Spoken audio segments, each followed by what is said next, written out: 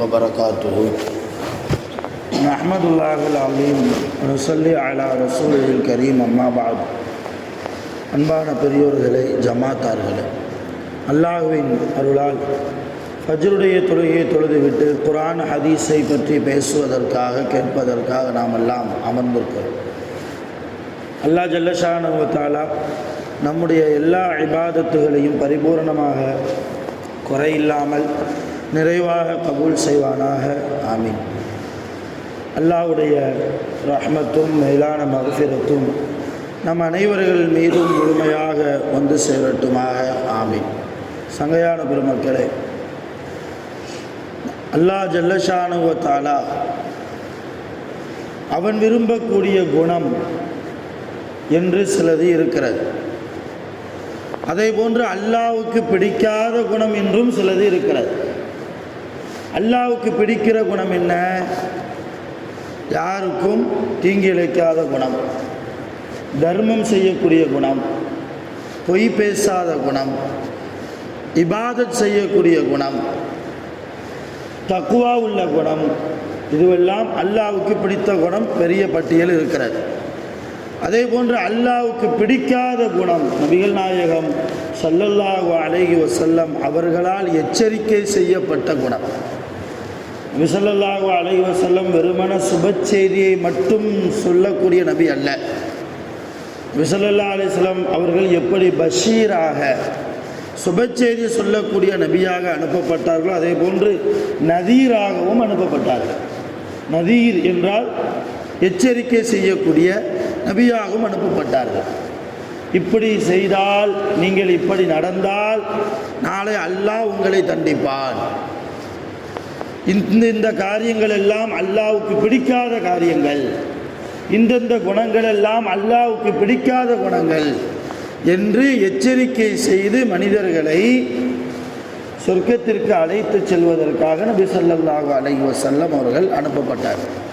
அப்படி ரசூலுல்லாஹ்வால் எச்சரிக்கை செய்யப்பட்ட விஷயங்களில் மிக மிக முக்கியமான ஒரு விஷயம்தான்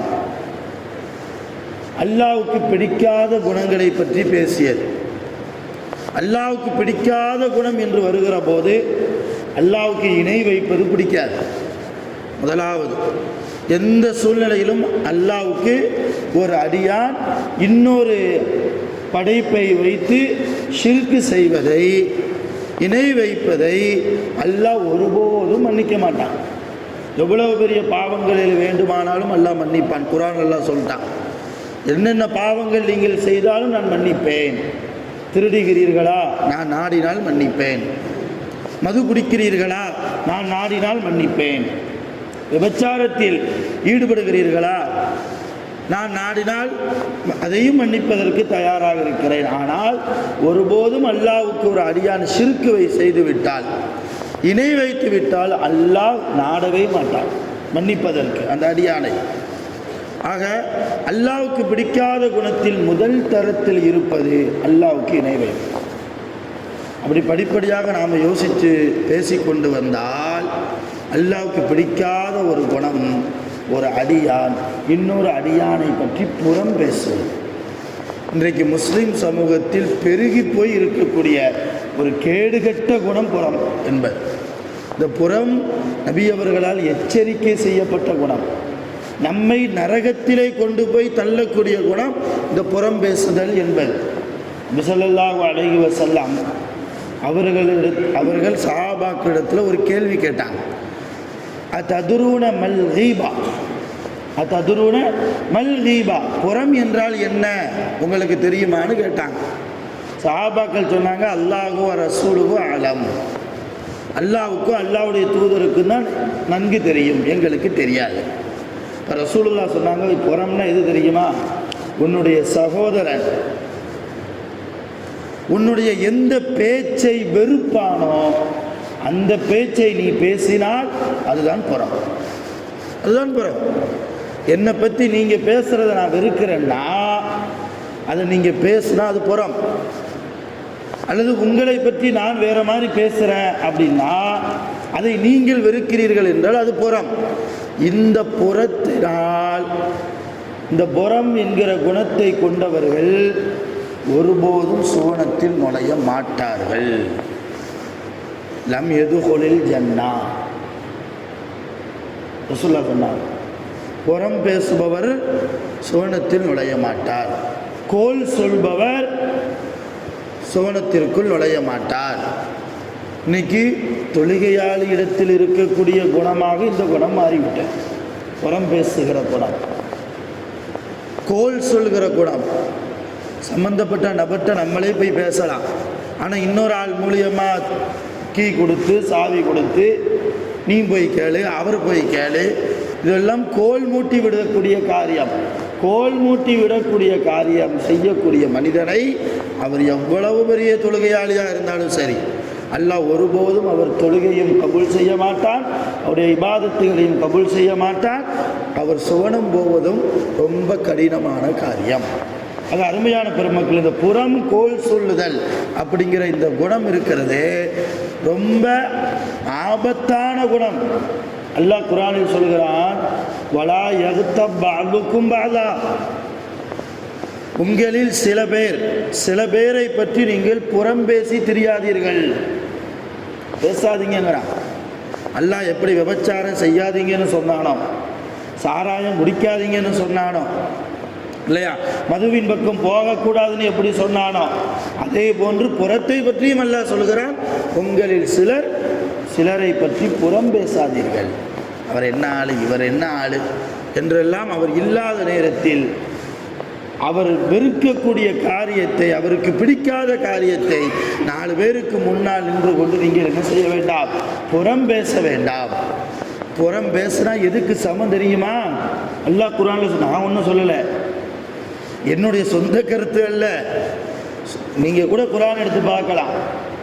சூரத்துல் ஹுஜராத் என்கிற சூறாவில் அல்லாஹ் சொல்கிற அந்த ஆயத்தில், அயுஹிப்பு அஹதுக்கும் ஐயஅகுல லஹ்ம அஹீஹி மைத்தன். புறம் பேசுவது எதுக்கு சமம் தெரியுமா? செத்துப்போன ஒரு சகோதரரின் கறியை எடுத்து சாப்பிடுவதற்கு சமம். அப்படி சாப்பிடுவதற்கு நீங்கள் விரும்புவீங்களான்னு கேட்குறான்ல. அயுஹிப்பு அஹதுக்கும், உங்களில் யாராவது விரும்புவாரா? ஐயஅகுல லஹ்ம அஹீஹி மைத்தன், மையித்தா போன ஒரு மையத்துடைய ஒரு ஜனாசாவுடைய கறியை எடுத்து சாப்பிட்றதற்கு, இறைச்சியை எடுத்து சாப்பிடுவதற்கு யாராவது விரும்புவீங்களா? அதற்கு சமம் புறம் பேசுதல். யாரை பற்றியாவது புறம் பேசினோம்னா என்ன சாப்பிட்டுக்கிட்டு இருக்கேன்னு அர்த்தம். ஒரு ஜனாசாவுடைய கறியை பிச்சு சாப்பிட்றோம்னு அர்த்தம். ஃபகரிஹ்துமூஹு, நீங்கள் அதை வெறுப்பீர்கள். ஒரு ஜனாசாவுடைய மாமிசத்தை எடுத்து சாப்பிட்றதுக்கு நம்ம ஆசையாப்படுவோம் இல்லை இல்லையா? அதான் அல்லாஹ் சொல்கிறான், நீங்கள் வெறுப்பீர்கள். எனவே வத்தகுல்லாஹ், புறம் பேசுகிற விஷயத்தில் அல்லாஹ்வை பயந்து கொள்ளுங்கள், அல்லாஹ்வை பயந்து கொள்ளுங்கள். ஒருபோதும் நீங்கள் ஒருவர் இன்னொருவரை பற்றி கோல் மூட்டி புறம் பேசி உலகத்தில் வாழ்கிற போது தெரிய வேண்டாம். அல்லாஹ் வன்மையாக கண்டிக்கக்கூடிய ஒரு விஷயம் இந்த புறம் பேசுதலும் கோல் சொல்லுதல் என்கிற விஷயம். இன்னைக்கு என்ன ஆகிப்போச்சு, தொழுகையின் தொடர்பில்லாத ஒரு மனிதர் தொழுகையாளியை பற்றி புறம் பேசுகிறார் இல்லையா? குர்ஆனின் தொடர்பில்லாத மனிதர் குர்ஆனின் தொடர்புள்ள மனிதரை பற்றி புறம் பேசுகிறார். இபாதத்தின் சாயல் இல்லாத ஒரு மனிதர் இபாதத் செய்து கொண்டிருக்கிற ஒரு வணக்கசாலியை பற்றி என்ன செய்கிறார், புறம் பேசுகிறார். உலகத்தில் நடக்குதா இல்லையா சொல்லுங்கள்.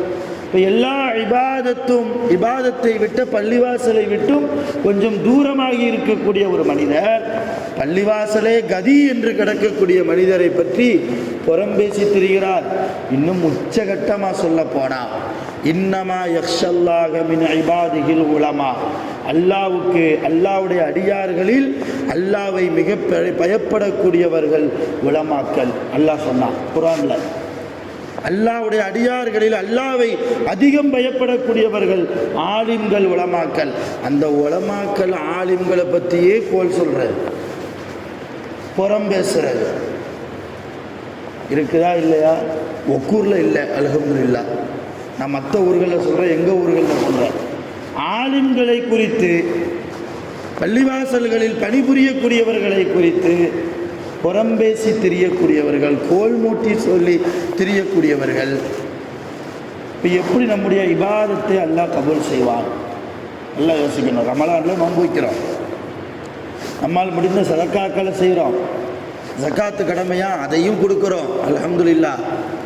அல்லாஹ் ஆரோக்கியமான வாழ்க்கையை கொடுத்துருக்குறான், தொழுகையின் தொடர்பில் இருக்கிறோம், பள்ளிவாசலின் தொடர்பில் இருக்கிறோம். பாங்கு சொல்கிறதுக்கு முன்னாலேயே சில பேர் பள்ளிக்கு வரக்கூடிய சாலிகான மனிதர்களும் இருக்கிறார்கள்.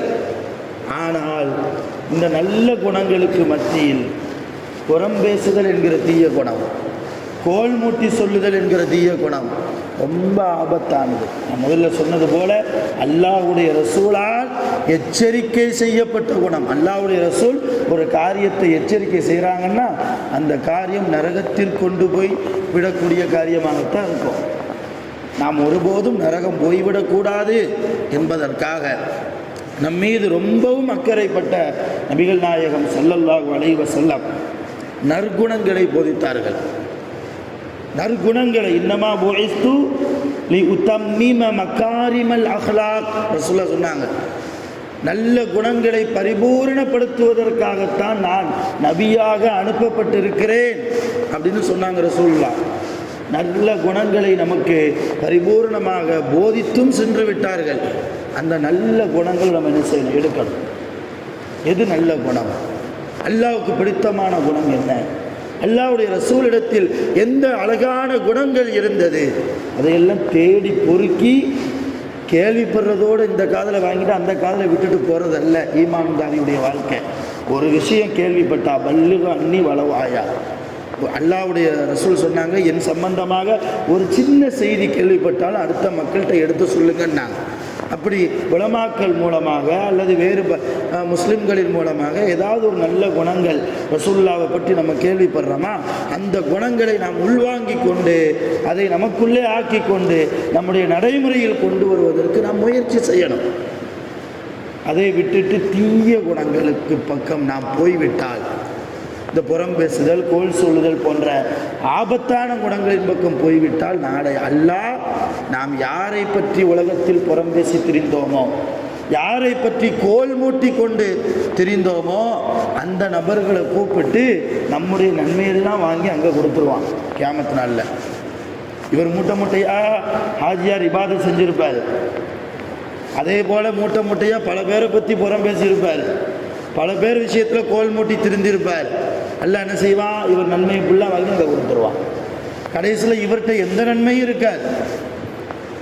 கபரில் நாம் நன்மைகளோடு நிம்மதியாக தூங்க வேண்டும் என்றால், கியாமத்தில் அல்லாஹ் தஆலா நம்முடைய நன்மைகளை எல்லாம் கபூல் செய்ய வேண்டும், திருப்தியாக ஏற்றுக்கொள்ள வேண்டும் என்றால் இது போன்ற அல்லாஹ்வுக்கு பிடிக்காத சில காரியங்களை விட்டும் நாம் விலகி ஒதுங்கி நடக்க வேண்டும். அருமையான பெருமக்களே, பிறக்கிற குழந்தை முதல் கபிரிஸ்தானுக்கு போகிற வரைக்கும் இந்த வாழ்க்கை சோதனையானது, மிகுந்த வேதனைக்குரிய வாழ்க்கை. அல்லாஹ் சில கட்டங்களில் மகிழ்ச்சியை கொடுப்பது போல சில கட்டங்களில் சோதனைகளையும் மனிதர்களுக்கு கொடுப்பான். அந்த சோதனையில்தான் நாம் எந்த குணத்தில் இருக்கிறோம் என்பதை அல்லாஹ் பார்ப்பான். சோதனையின் போது குணம் கேடுகட்ட குணமாக மாறிவிடக்கூடாது. அல்லாஹ்வுக்கும் ரசூலுக்கும் பிடித்தமான குணமாக மாறணும். இன்னைக்கு ஒவ்வொரு ஜனாசாவிலையும் நம்ம பார்க்குறோம், ஒவ்வொரு ஜனாசாவிலையும் பார்க்க தொடர்ந்து சொல்லிக்கிட்டு இருக்கிறோம். என்ன சொல்கிறோம்? கபிரிஸ்தானுக்கு போனால் தேவையில்லாமல் பேசாதீங்க. அங்கே போய் தேவையில்லாமல் பேசுகிறது அல்லாஹ்வுக்கு பிடிக்காது. ஈமான்தாரிகள் அடக்கம் செய்யப்பட்டிருக்கிற இடம் மையவாடி, அடக்கஸ்தலம் கபிரிஸ்தான். இன்னைக்கு ஒவ்வொரு ஜனாசாவையும் தூக்கி கொண்டு வருகிற போது அந்த ஜனாசாவை அடக்கம் பண்ணுற அந்த இடத்திலும் நின்று கொண்டு 4 பேரை பற்றி புறம் பேசி கொண்டு இருக்கிற சூழலை நேற்று கூட என் காது கூட நான் கேட்டேன். அந்த இடத்துல இருந்து இஸ்திக்ஃபார் செய்யலாம், இறந்தவருக்காக அந்த ஜனாசாவுக்காக அல்லாஹ்விடத்தில் யா அல்லாஹ் இந்த ஜனாசாவுடைய பாவங்களை முழுமையாக மன்னித்து விடு துஆ செய்யலாம். அந்த கபுரிஸ்தானில் நம்முடைய உறவுக்காரர்களும் அடக்கம் செய்யப்பட்டிருப்பார்கள். நம்முடைய அம்மாவோ, நம்முடைய அத்தாவோ, நம்முடைய மனைவியோ, நம்முடைய சகோதரர்களோ யாரோ ஒருவர் அடக்கம் செய்யப்பட்டிருப்பார்கள். அங்கு நின்று கொண்டு எல்லா கபுராளிகளுக்காக வேண்டியும் அவருடைய கபூர் விசாலப்படுத்தப்பட வேண்டும் என்பதற்காக எத்தனை துஆக்கள் செய்யலாம். எத்தனை அடக்கம் செய்யக்கூடியவர்கள் அவங்க வேலையை பார்ப்பாங்க. மற்றவங்க எத்தனை பேர் இஸ்திக்ஃபார் செய்கிறோம், அஸ்தக்ஃபிருல்லா. எத்தனை பேர் அந்த ஜனாசாவுக்காக துஆ செய்த நிலைமையில் இருக்கிறோம். அங்கே நின்று கொண்டும் புறம் பேசுவதா? கபூருக்கு போகிற வரைக்கும் புறம் பேசுவதா? அங்கு நின்று கொண்டும் அடுத்தவரிடத்தில் கோல் மூட்டி சொல்வதா? அங்கு நின்று கொண்டு வீணான வெட்டி பேச்சுக்களை, உலகம் சார்ந்த பேச்சுக்களை பேசுவதா? எந்த குணத்தில் நாம் இருக்கிறோம்? அருமையான பெருமக்களை தொடர்ந்து பேசுவோம். அல்லாஹ் ஜல்லஷானஹு வ தஆலா அவன் வெறுத்த இந்த காரியம், இந்த குணம், புறம் பேசுகிற குணம், கோல் சொல்லுகிற குணம், அதை விட்டும்